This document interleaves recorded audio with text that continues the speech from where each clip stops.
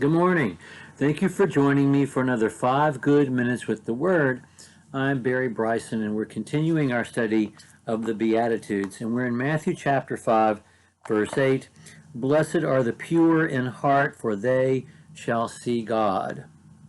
So, Jesus is, as we have said every one of these lessons, is literally refocusing the lenses through which we see reality so that we see the world as it is, the way he sees it, the way we should see it through the lens of his sacrifice.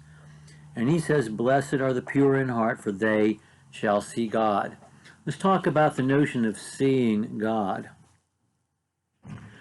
John makes clear in 1 John chapter 4 that no one has seen God at any time.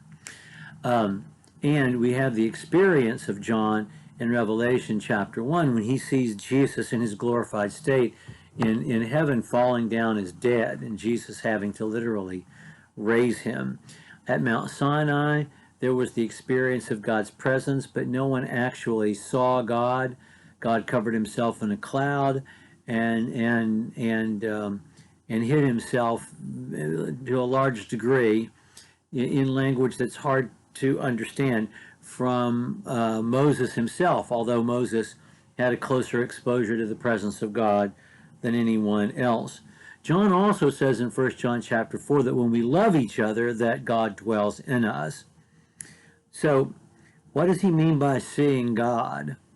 Let's think about this. Blessed are the pure in heart, for they shall see God. Pure. It doesn't mean perfect. It doesn't mean flawless. It means clean. It's the word for clean, katharos, clean. So something is cleansed when it isn't clean to begin with. This is someone who has been washed, someone who has received the washing, the regenerating power of that which makes us clean before God, the blood of Jesus Christ, the sacrifice of Jesus. Blessed are the pure, clean in heart. Now, we use heart in a variety of ways, and in Greek it's used really mainly one of those ways. We use hearts at Valentine, and we use the heart to talk about romantic love and the warm fuzzies that we feel, you know. And when we talk about my heart longs for you, or I keep you in my heart, we're talking about those kinds of affectionate emotions. But we also use the word heart to mean determination and will. We talk about an athlete or a team having a lot of heart. We say take heart. That means buck up, be strong, be strong inside yourself. And in Greek, and in the definition of their words and their list of metaphors, when you talk about your feelings of deep affection, feelings of deep compassion, they talk about your intestines.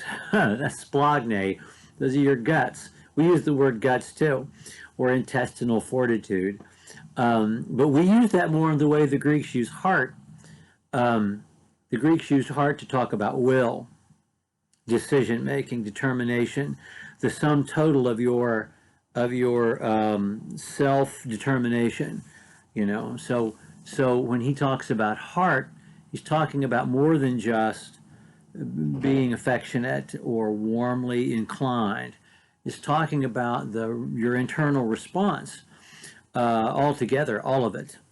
So when that's been cleansed, when that which is in you that makes decisions, that which is in you that is the source of your strength, that which is in you that will persevere through whatever, that which is in you that determines the direction of your life, when that has been cleansed, blessed are the pure in heart, they will see God. Does that mean see God in the world around them? See God at work in their lives? See God at work in the lives of others? Or make it to heaven and see God in his glory in heaven? And I think the answer to that is yes, to all of the above. Blessed are the pure in heart, those whose will has been cleansed, for they shall see God. Now, don't let me mislead you. The heart includes the emotions, but it's not solely the emotions, which is how we often use that word.